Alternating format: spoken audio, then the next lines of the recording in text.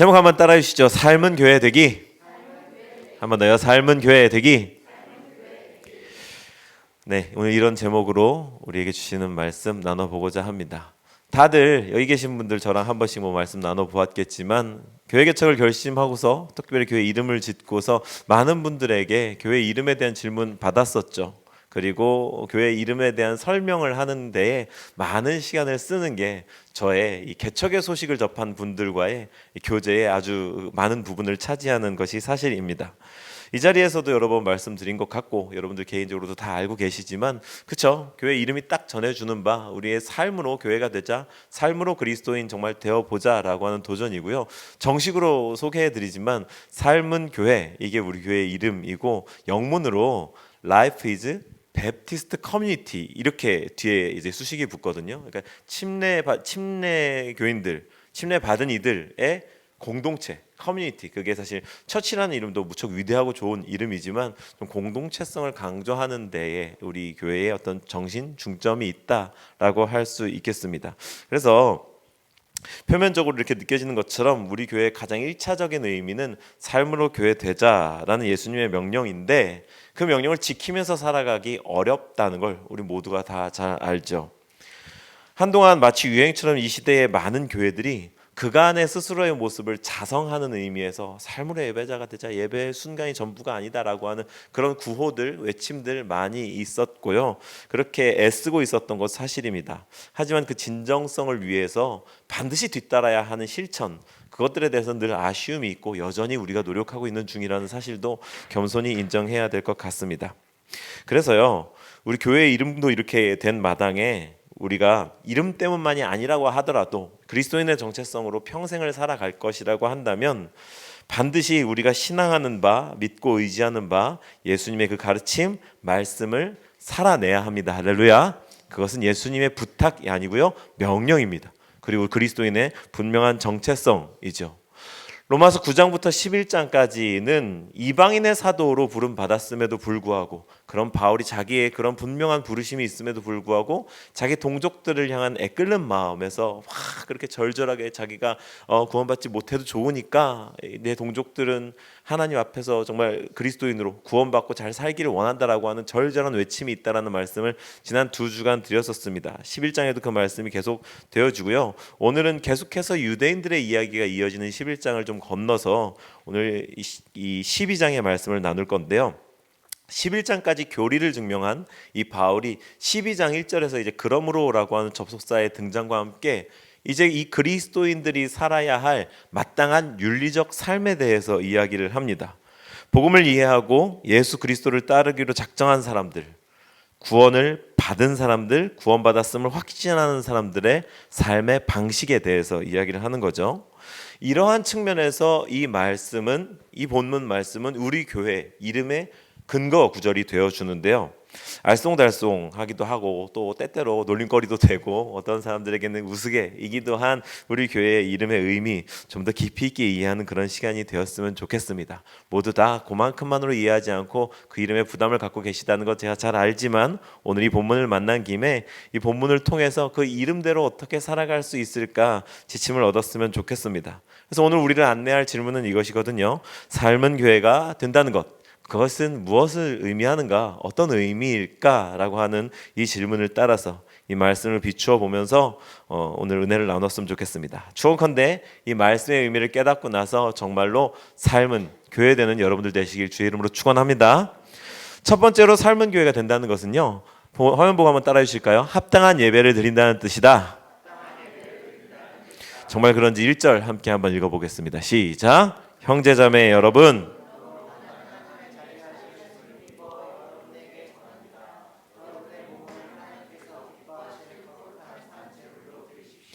이것이 여러분이 드릴 합당한 예배임. 바울 사도에 따르면요, 우리가 드릴 합당한 예배가 있고 그 우리가 드릴 합당한 예배라는 게 몸을 하나님께서 기뻐하실 거룩한 산 제물로 드리는 것이다라고 합니다. 무시무시한 말이죠. 의미를 곱씹을수록 정말 무슨 말인가 한번 따져볼수록 어떻게 해야 되는 건가라고 하는 생각이 든. 실제로 이런 표현들 때문에 1세기 그리스도인들이 식인하는 사람들이야라고 하는 오해를 받기도 했고 그것 때문에 모진 고난을 겪기도 했다는 거 교회사를 알고 계신 분들은 알고 계시겠죠. 바울은 왜 몸이라는 단어를 콕 집어서 사용했을까? 정말 우리가 식인을 해야 되는 걸까? 아니라는 것 잘 알고 계시죠? 세 번역이 합당한 예배라고 번역한 이 단어를요, 이전까지 한국교회가 표준으로 삼고 있었던 이 개역개정에서는요, 영적 예배라고 되어 있었죠. 영적 예배. 이는 너희가 드릴 거룩한 영적 예배다라고 하는 그 표현을 우리가 기억하고 있습니다. 그러면 우리는요, 거룩한 영적 예배라고 하는 이 영적이라고 하는 표현 때문에 거룩한 풍경, 이렇게 묘사할 수 있을까요? 거룩하고 성스러운 분위기, 웅장한 오르간 소리, 장엄한 성가대의 합창, 그리고 스테인드 글라스, 영국 교회들의 막 이제 이런 풍경으로 우리가 소위 조금 종교적이고 거룩하다라고 하는 그런 이미지 풍경으로 상상하는 것, 그렇게 예배를 드려야만 영적 예배일까라고 하는 그런 상상을 좀 하게 되는 거죠. 이렇게 우리가 거룩하다, 영적이다, 합당한 예배다라는 말을 생각을 하면 우리의 일터나 분주한 주방 이런 곳에서의 예배는 어울리지 않거나 할 수 없는 것이 될 겁니다. 근데 제가 여태까지 강조해본 바도 그렇고 우리 교회 이름도 그렇고 그렇다라 그러면 이게 좀 뭔가 어긋나게 되는 거죠. 뭐가 문제일까? 우리는 언제나 우리가 대하는 말씀, 이 텍스트로서 우리가 대하는 말씀이 시대성을 가지고 있다는 점을 기억해야 됩니다. 본문이 기록되던 당시 바울은요, 이 로마 세계를 지배하고 있던 그 정신 아래에 있는 사람들에게 쓴 편지인 거거든요. 그 세계를 지배하고 있던 생각, 사상, 그 철학은요, 여러 번 말씀드린 대로 헬레니즘, 그리스 로마 철학이었습니다. 그리스 로마 철학은요, 영적인 것, 그것을 거룩한 것, 성스러운 것, 그것으로 여기고 육적인 것을 세속적인 것, 썩어질 것, 안 좋은 것, 하등하며 불완전하고 부정한 것으로 여겼습니다. 영적인 일과 육적인 일을 분명하게 나누어서 육적인 일은 속되고 하등한 것으로, 영적인 것은 좀 더 고결하고 높은 수준이라고 생각을 했죠. 바울이 이 세계 한가운데에서 본문을 기록하고 있다. 이걸 우리가 기억해야 된다는 겁니다. 이 개역개정의 번역인 영적 예배를요, NIV는요, Spiritual Act of Worship이라고 번역하고 있거든요. Spiritual Act of Worship, 영적인 예배의 행동, 예배의 삶. 영적인 예배의 행동, 이 원문격인 헬라어 단어는요, 로기코스라고 하는 단어인데 우리가 잘 아는 단어, 유명한 단어의 로고스에서 번역이 됐어요. 로고스에서 파생이 됐어요. 말씀, 하나님의 말씀, 요한복음 1장 1절에 그분이 말씀이 육신이 되었다, 그 말씀. 이 로기코스는요, 지적인, 합리적인, 합당한, 당연한, 논리적인, 필연적인 이라는 뜻을 가지고 있습니다. 제가 복잡하게 설명했는데요, 이런 것들이 의미하는 바가 무엇이냐, 우리가 영적 예배라고 해서 신비한 현상 내지는 이 세상에서 볼 수 없는 것을 그럴 필요가 없다는 말입니다. 산 제물로서 몸을 통해 드리는 영적 예배는요, 지극히 합리적이고 논리적이며 이 모든 추구의 결과로 실천되어지는 삶인 겁니다. 합리적이고 논리적이며 하나님의 말씀을 추구한 결과로서 실천되어지는 삶 말이죠.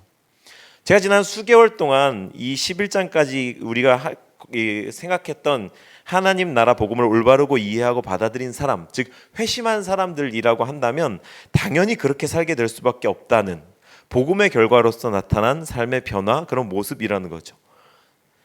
복음을 선명하게 이해한 사람이라면, 그 은혜에 감동한 사람이라고 한다면 이제 12장부터 이렇게 소개되어지는 이러한 삶을 당연히 살 수밖에 없다라고 바울이 말하고 있는 겁니다. 그러니 우리가 거룩하다, 영적이다라고 생각할 때에 상상되어지는 이미지뿐만 아니라 우리의 일상 가운데서 제가 아까 말씀드렸던 분주한 주방, 우리의 일터, 마주치고 싶지 않은 사람들과 마주치고 부대끼는 그 사회에서의 현실, 이 모든 것들이 하나님의 말, 하나님 나라 복음으로 변화되어진 삶으로 계속해서 살아가야 하는 사람이 나아가서 마주치면서 변화된 나로서 이들과 함께 꾸려가는 삶, 거기에서 일어나는 내 삶의 변화의 열매들, 이게 우리가 드릴 영적 예배, 합당한 예배라는 거죠. 두 번째로 삶은 교회가 된다라는 것은 계속해서 이 세상을 따라 살아간다는 뜻, 이다라고 이러한 맥락에서 이어질 수 있습니다. 한번 읽어주실까요? 2절 말씀입니다. 시작. 여러분은 이 시대의 풍조를 본받지 말고 기뻐하시고 완전하신 뜻이 무엇인지를 분별하도록. 이것을 좀 더 정확하게 표현한다면요, 예수를 믿는다는 것, 신앙이라는 것이 이 세상과 무관한 것이 아니다라고 표현할 수 있겠습니다. 우리가 드릴 영적 예배라는 것이 하늘에 있는 것이 아니었던 것처럼 우리가 살아갈 세상이라는 것은, 예수를 믿으면서 살아갈 세상, 신앙이라는 것은 동떨어진 것이 아니다라는 말인 거죠. 많은 청년들이, 신앙의 젊은이들이 90년대, 2000년대 이때의 젊은이들, 그러니까 이 자리에 계신 대부분이라고 할 수 있겠죠. 이 세대를 본받지 않으려고 많은 신앙 운동 도전에 투신했었습니다. 저는 개인적으로 그랬었어요. 막 록음악이나 이렇게 뉴에이지 이런 종류의 음악들, 그때 아마 그런 경험들 다들 있으실 거예요. 한 번쯤 제가 얘기했던 기억도 있는데, 가지고 와라, 우리가 세상 음악을 배제하고 하나님을 추구하자라고 해서 가지고 와서 화형식, 불태우는 테이프, CD, 아까워 죽겠, 지금 생각해도 아까워 죽겠는 명반들, 뭐 이렇게 그런 일들이 있었어요. 그거를 무시하려고 하거나 폄하하려고 하는 게 아닙니다. 우리는 그때 진정성이 있었어요. 그게 하나님을 추구하는 것이라고 생각했고, 그것으로부터 단절되는 게 우리의 거룩함과 순결함을 지키는 것이라고 생각을 했었습니다. 맞다고 여겼었죠. 그래서 우리의 신앙의 표현으로 그렇게 불태우고 단절되려고 노력을 했었는데, 근데 우리가 세월이 지나오면서 보니까, 그때 그렇게 투신했던 사람들이 보니까 세상과 단절되어서는 건강한 신앙이 이어질 수가 없다는 사실을 발견하게 된 거죠. 어찌 보면 지금 우리가 살아가는 2020년대 중반의 이 현실에서는 그맘때 그러한 신앙 운동들이 세상과의 단절을 외쳤을 때, 단절되어서 살아갈 수 없다는 걸 발견한 사람들이 다시금 회귀하고 있는 중인지도 모르겠습니다. 저도 그 중에 한 사람인 것이고요. 우리가 이 세대를 본받지 않기 위해서는 이 속세를 떠나서 첩첩산중에 가서 수도승처럼 산다는 걸 의미하는 게 아니다라는 것. 우리가 은혜를 잔뜩 받고서 하나님의 말씀 가운데 삶의 원리를 발견하고서 다시 돌아가야 할 곳이 삶의 현장이다라는 것, 다시 출근해야 한다는 것, 다시 저 사람들과 부대껴야 한다는 것, 그것을 우리가 깨닫게 됐다라는 거죠. 본문에서 본받지 말라라는 말은 이 변화를 받는다라는 말하고 대조를 이루고 있어요. 본받지 말고 변화를 받으라, 이렇게 간단하게 이야기를 할 수 있을 것 같습니다. 우리가 변화를 받을 수 있는 열쇠는 한 가지, 오직 마음을 새롭게 하는 것밖에는 없습니다. 우리는 예수를 믿는 순간부터 차원 이동해서 다른 곳에 가가지고 예수님과 함께 단둘이서만 사는 게 아니라는 점을 우리가 기억해야 될 것 같습니다. 거기에서 새로운 삶을 시작하는 게 아니라 기쁨이 차오르고 생명이 살아나는 역동감을 느껴도 돌아간 곳은 집이에요. 웬수가 있는 집이라고 얘기한 주님, 저 말고 많은 분들이 그렇게 산다라는 이야기를 드리고 있는 겁니다. 사모님 여기 계셨어요? 같이 예배 드리고 있어요. 그죠? 우리는요, 다른 곳에 가서 살지 않습니다. 이전과 같은 집, 이전과 같은 가족, 이전과 같은 동료, 이전과 같은 사람들과 계속해서 삶을 해 나가야 되는 겁니다. 신분이 달라진 채로 이전과 같은 삶의 현장에 돌아가야 한다. 그러면요, 가만히 있으면 예전처럼 돌아가기 또 십상인 겁니다. 사랑하는 여러분, 이 세대를 본받지 않고 변화를 받으시는 우리 모두가 되기를 주님의 이름으로 축원합니다. 어렵지만 옆에 있는 사람이 있게 할 수 있는 일입니다. 그러니까 옆에 계신 분들한테 할 수 있어요, 이렇게 한번 한마디 해주실까요? 시작. 할 수 있어요. 할 수 있어요. 고맙습니다. 마지막으로 삶은 교회가 된다는 것은요, 공동체가 된다는 뜻입니다. 한번 절 따라 주실까요? 공동체가 된다는 뜻이다. 3절부터 8절까지를 한 목소리로 읽어주시죠. 시작. 나는 내가 받은 은혜를 힘입어서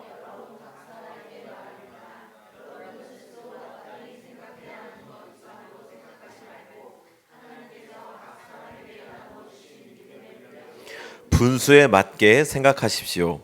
한 몸에 많은 지체가 있으나 이와 같이 우리도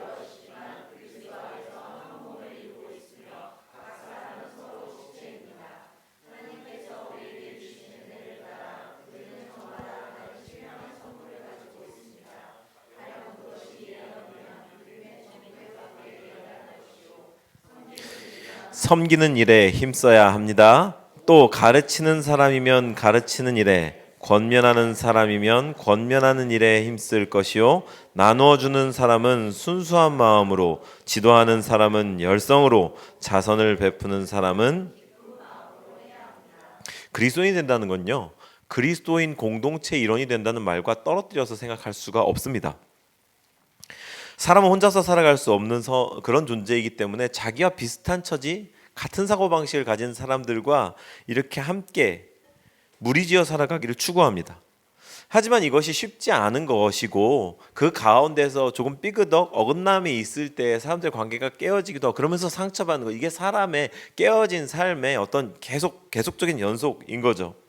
그렇게 이 신앙 공동체에도 문제가 없을 수 없고, 사람들이 모이는 곳마다 같은 양상의 어려움들이 나타나는 것은 우리가 피할 수 없는 현실입니다. 그래서 우리가 이 바울이 주는 권면을 기억해야 되고, 신앙 공동체가 세속적 어떤 교제 공동체, 뭐라고 그러죠? 사교 모임과 다르기를 추구해야 하는 건데요.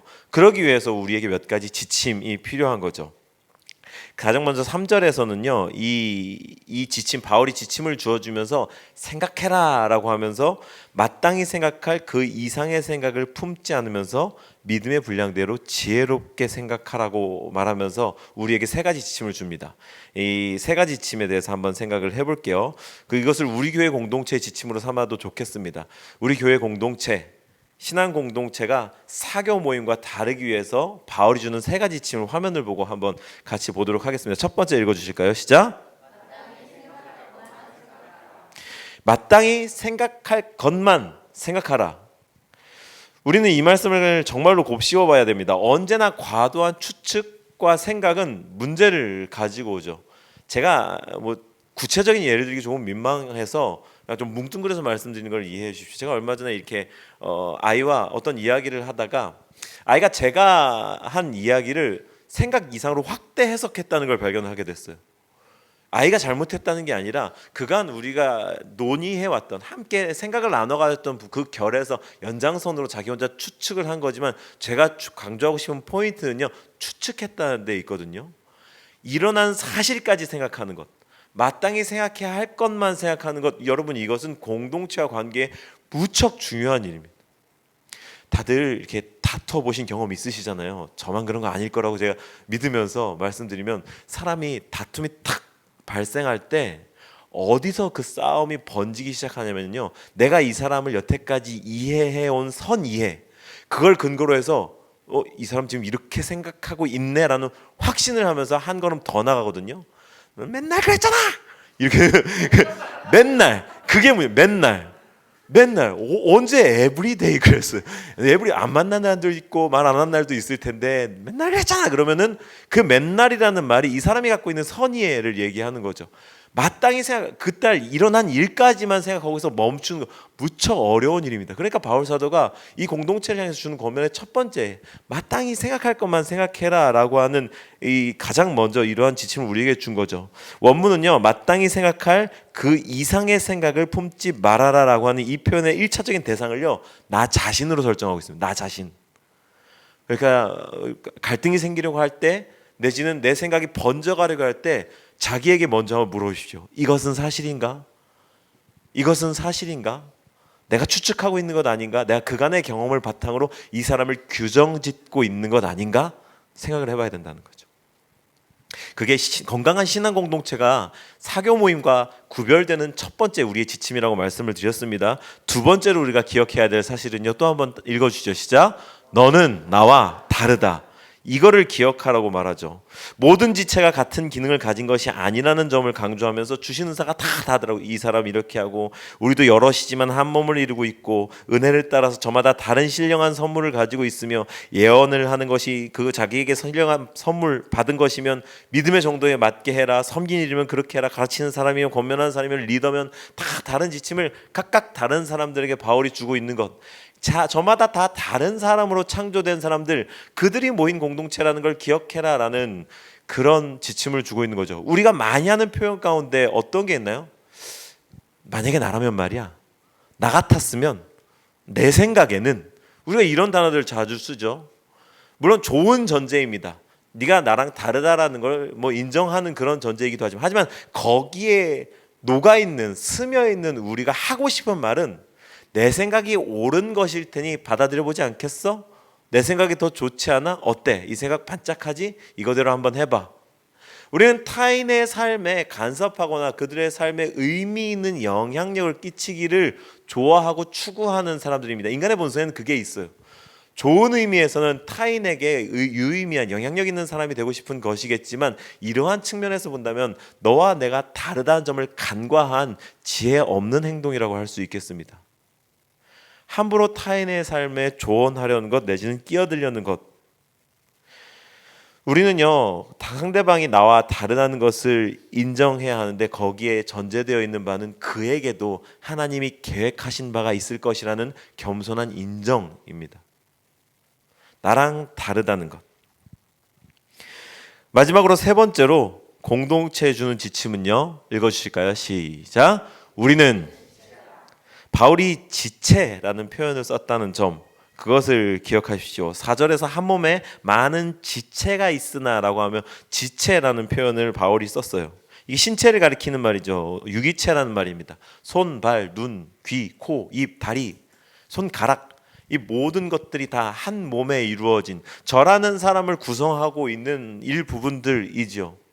앞서서 너와 내가 다르다라는 점을 인정하자는 것은 그 다르기 때문에 나랑 완전 딴 세계에 살고 있는 외계인이라는 것이 아니라, 다르지만 손가락과 머리카락이 다르듯이 눈과 발가락이 다르듯이 연결되어 있지만 다른 존재라는 것, 그것을 인정하자라는 의미였지 않습니까? 하나로 이어져 있기 때문에 뭐가 더 좋다, 뭐가 더 나쁘다, 뭐는 있어도 되고 뭐는 없어도 된다라는 것이 아니라 이어져 있다는 것, 우리가 한 몸이라는 것, 경중을 따질 수가 없으며 여기가 아프면 저기에도 영향을 미친다라는 것, 그것을 인정하자라는 거죠.